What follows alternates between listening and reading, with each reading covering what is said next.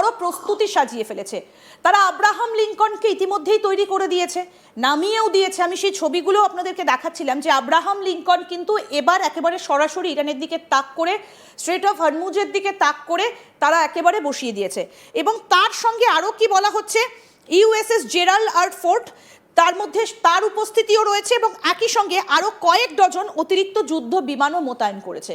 আমি আপনাকে একটা বিষয় একটু জানতে চাইবো, যদি স্যাটেলাইট ইমেজগুলো একটু দেখানো সম্ভব হয়, যে ইরানও কিন্তু একটা প্রস্তুতি নিয়ে নিয়েছে যুদ্ধের, এবং স্যাটেলাইট ইমেজে বিভিন্ন জায়গায় তার ছবিগুলোও ধরা পড়েছে। তেহরানে বেশ কয়েকটা জায়গাতে, বেশ কয়েকটা বাড়িতে অগ্নিসংযোগের ঘটনা ঘটেছে অতি সম্প্রতি। এই যে স্যাটেলাইট ইমেজের ছবি দিলাম, তাহলে কি কোথাও গিয়ে এবার তৃতীয় বিশ্বযুদ্ধটা লেগেই গেল? কারণ এই যে ইরানের সামরিক বেসের ছবিগুলো ধরা পড়ছে, এই যে পারান শহরে বিস্ফোরণ ঘটেছে, এটা কি নেহাতি কাকতালীয়, নাকি আমেরিকা অলরেডি শুরু করে দিল? ম্যাডাম, আমি আজ থেকে প্রায় 2.5-3 বছর আগে একটি আন্তর্জাতিক নিউজ নেটওয়ার্কসে একটা কথা বলেছিলাম। সেটা হলো যে তৃতীয় বিশ্বযুদ্ধ অলরেডি শুরু হয়ে গিয়েছে। তৃতীয় বিশ্বযুদ্ধে আমরা ফায়ারওয়ার্কস কতটা দেখতে পাচ্ছি বা দেখছি বা অনুভব করছি, সেটা তৃতীয় বিশ্বযুদ্ধের পরিমাপ হতে পারে না। তৃতীয় বিশ্বযুদ্ধের পরিমাপ হবে ডিপ্লোমেসিতে। তৃতীয় বিশ্বযুদ্ধের পরিমাপে একটি অত্যন্ত গুরুত্বপূর্ণ অংশ হচ্ছে ইকোনমি, এবং তৃতীয় বিশ্বযুদ্ধের একটি অত্যন্ত অত্যন্ত অত্যন্ত গুরুত্বপূর্ণ জায়গা ধরে লড়াই করবে energy, energy সভারেনিটি, energy equation, energy dynamics এবং এনার্জি রিজার্ভস।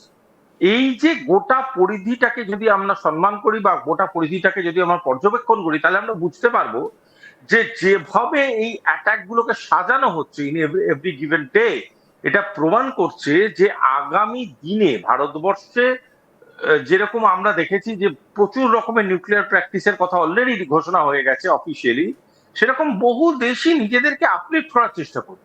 এবং তা সেই জায়গা থেকে দাঁড়িয়ে সেটাকে যদি কেউ ইন্টারভিউ করে আর তার মিলিটারি পাওয়ার থাকে, সে তো চেষ্টাই করবে সেটাকে রেজিস্ট করা, সে তো চেষ্টাই করবে সেটাকে কাউন্টার করা। দেখুন, এশিয়াতে বা ইরানের আশেপাশে বা ইরানের রেঞ্জে উইদিন 2 to 2.5 or 3,000 কিলোমিটার, যদি আমরা একটা ইরানের রেডিয়াস ধরি, সেই রেডিয়াসের মধ্যে ইউএস এয়ারবেস অনেকগুলো আছে, সেই রেডিয়াসের মধ্যে ইউএস মেরিটাইম এক্সিস্টেন্স অনেকগুলো আছে। এখানে ইরান যদি কাউন্টার করতে চায়, ইরান কিন্তু, আমি বারংবার একটা কথা বলছি, মানে আপনাদের দর্শকরা যেন ভুলে না যায় এই কথাটা, ইরান কিন্তু ভেনেজুয়েলা নয়, নয়, নয়। ইরান ইরাকও নয়, ইরান সিরিয়াও নয়, ইরান লিবিয়াও নয়। ইরান হচ্ছে এমন একটা দেশ যে দেশটা মুখ বন্ধ করে মেনে নেওয়ার দেশ নয়। ইরান কিন্তু কাউন্টার স্ট্রাইক করবে, করছে, যেটা ইরান কিন্তু কাউন্টার স্ট্রাইক করে দিতে পারে। এবং ইরান যদি কাউন্টার স্ট্রাইক করে দেয়, তাহলে কিন্তু সেটা আর একমুখী ওয়ার ফ্রন্ট হয়ে থাকবে না between Russia and between USA and Iran. সেখানে কিন্তু আরো অনেক পাওয়ারস এর ইনক্লুশন হতে পারে, একদম একদম। এখান থেকে আপনি একটা ইঙ্গিত দিয়ে দিয়েছেন 24 ঘন্টা আগে হওয়া বৈঠকটা, সেখানে কি বলা হয়েছে? জেডি ভান্স উল্লেখ করেছেন যে বেশ কয়েকটা ফাঁক ফোকর রয়ে গেছে। কি কি বলা হয়েছে আমি একটু আপনার কাছ থেকে জানতে চাইবো, তার আগে পয়েন্টগুলো বলি। মার্কিন যুক্তরাষ্ট্র কি বলেছে, অর্থাৎ ইউএসএ দাবি করেছে ইউরেনিয়াম সমৃদ্ধকরণ সম্পূর্ণভাবে বন্ধ করার দাবি করেছে। অন্যদিকে ইরান বলছে আইএইএ নিয়ম অনুসারে শান্তিপূর্ণ সমৃদ্ধকরণের অধিকার সবার রয়েছে। আপনি যে কথাটা বলছিলেন যে এই যে পরমাণু অর্থাৎ নিউক্লিয়ার প্র্যাকটিস করার অধিকার তো সবার রয়েছে, আমি সেটাকে খারাপ কাজে ব্যবহার না করে যদি ভালো কাজে ব্যবহার করি, তাহলে এখানে আমেরিকার সমস্যাটা কোথায়?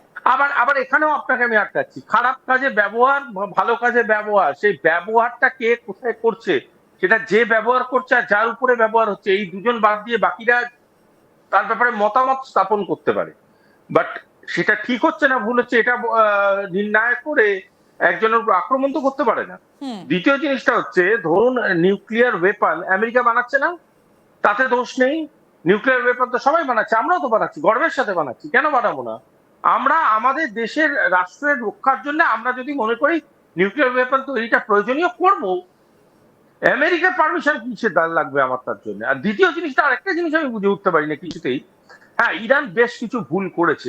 ইরান হামাসকে যেভাবে মদদ দিয়েছে, বা ইরান ওখানকার যে সংগঠিত বলতে পারেন কিছু terrorist organisation, so called terrorist organisation আছে, তাদেরকে সাপোর্ট দিয়েছে, উইচ ইজ ট্রু যে এটা তারা দিয়েছে। কিন্তু এই সাপোর্টের যে গল্পটা, সেই সাপোর্টের গল্পটাকে যদি আমি মানে সরিয়ে ফেলি এখান থেকে, তাহলে যেটা পড়ে থাকছে সেটা তো শুধুমাত্রই একটা অ্যাটাক, একটা কাউন্টার অ্যাটাকের গল্প। এই অ্যাটাক এবং কাউন্টার অ্যাটাকের কারণটা কি? হারমুজ প্রণালী, এই অ্যাটাক এবং কাউন্টার অ্যাটাকের কারণটা কি? ইরানের তেলের খনি, তেলের যে ভান্ডার সেটা, আর ইরানের ট্রেড রুট গুলোকে নালিফাই করে দিয়ে এই তেলের ভান্ডারটাকে বন্ধ করে দেওয়া। আমি আমার কাছে থিওরিটা খুব সিম্পল ম্যাডাম। আমার কাছে থিওরিটা হচ্ছে যে এই ধরনের একটা দেশের সোভারেন মাইন্ডসেটকে বারংবার ইন্টারফেয়ার করার যে প্রবণতা, this has to be taken care of very serious. এইটা হতে পারে না এরকম দিনের পর দিন জাস্ট বিকজ একটা মিলিটারি থ্রেট দিয়ে আমি যা খুশি বলবো সেটা মেনে নিতে হবে, হতে পারে না। এবং হতে পারে না বলেই সেভারেল কনসিকুয়েন্সেস চেঞ্জ হওয়ার একটা প্রবণতা আমরা এবারে দেখছি ইরানে। একদম। এবং আরো বেশ কয়েকটা গুরুত্বপূর্ণ বিষয় একটু আপনাদেরকে বলি। আমেরিকা একটা বড় প্রস্তুতি সাজিয়ে ফেলেছে। তারা আব্রাহাম লিঙ্কনকে ইতিমধ্যেই তৈরি করে দিয়েছে, নামিয়েও দিয়েছে। আমি সেই ছবিগুলো আপনাদেরকে দেখাচ্ছিলাম যে আব্রাহাম লিঙ্কন কিন্তু এবার একেবারে সরাসরি ইরানের দিকে তাক করে, স্ট্রেট অফ হরমুজের দিকে তাক করে তারা একেবারে বসিয়ে দিয়েছে। এবং তার সঙ্গে আরও কি বলা হচ্ছে, ইউএসএস জেরাল্ড আর ফোর্ট, তার মধ্যে তার উপস্থিতিও রয়েছে এবং একই সঙ্গে আরও কয়েক ডজন অতিরিক্ত যুদ্ধ বিমানও মোতায়েন করেছে। আমি আপনাকে একটা বিষয় একটু জানতে চাইবো, যদি স্যাটেলাইট ইমেজগুলো একটু দেখানো সম্ভব হয়, যে ইরানও কিন্তু একটা প্রস্তুতি নিয়েছে যুদ্ধের, এবং স্যাটেলাইট ইমেজে বিভিন্ন জায়গায় তার ছবিগুলোও ধরা পড়েছে। তেহরানে বেশ কয়েকটা জায়গাতে, বেশ কয়েকটা বাড়িতে অগ্নিসংযোগের ঘটনা ঘটেছে অতি সম্প্রতি। এই যে স্যাটেলাইট ইমেজের ছবি দিলাম, তাহলে কি কোথাও গিয়ে এবার তৃতীয় বিশ্বযুদ্ধটা লেগেই গেল? কারণ এই যে ইরানের সামরিক বেসের ছবিগুলো ধরা পড়ছে, এই যে পারান শহরে বিস্ফোরণ ঘটেছে, এটা কি নেহাতি কাকতালীয়, নাকি আমেরিকা অলরেডি শুরু করে দিল? ম্যাডাম আমি আজ থেকে প্রায় 2.5-3 বছর আগে একটি আন্তর্জাতিক নিউজ নেটওয়ার্কসে একটা কথা বলেছিলাম। সেটা হলো যে তৃতীয় বিশ্বযুদ্ধ অলরেডি শুরু হয়ে গিয়েছে। তৃতীয় বিশ্বযুদ্ধে আমরা ফায়ারওয়ার্কস কতটা দেখতে পাচ্ছি বা দেখছি বা অনুভব করছি, সেটা তৃতীয় বিশ্বযুদ্ধের পরিমাপ হতে পারে না। তৃতীয় বিশ্বযুদ্ধের পরিমাপ হবে ডিপ্লোমেসিতে। তৃতীয় বিশ্বযুদ্ধের পরিমাপে একটি অত্যন্ত গুরুত্বপূর্ণ অংশ হচ্ছে ইকোনমি, এবং তৃতীয় বিশ্বযুদ্ধের একটি অত্যন্ত অত্যন্ত অত্যন্ত গুরুত্বপূর্ণ জায়গা ধরে লড়াই করবে energy সভারেনিটি, energy equation, energy dynamics এবং এনার্জি রিজার্ভস। এই যে গোটা পরিধিটাকে যদি আমরা সম্মান করি বা গোটা পরিধিটাকে যদি আমরা পর্যবেক্ষণ করি, তাহলে আমরা বুঝতে পারবো যে যেভাবে এই অ্যাটাক গুলোকে সাজানো হচ্ছে ইন এভরি গিভেন ডে, এটা প্রমাণ করছে যে আগামী দিনে ভারতবর্ষে যেরকম আমরা দেখেছি যে প্রচুর রকমের নিউক্লিয়ার প্র্যাকটিসের কথা অলরেডি ঘোষণা হয়ে গেছে অফিসিয়ালি, সেরকম বহু দেশই নিজেদেরকে আপলিফট করার চেষ্টা করবে। এবং তা সেই জায়গা থেকে দাঁড়িয়ে সেটাকে যদি কেউ ইন্টারভিউ করে আর তার মিলিটারি পাওয়ার থাকে, সে তো চেষ্টাই করবে সেটাকে রেজিস্ট করা, সে তো চেষ্টাই করবে সেটাকে কাউন্টার করা।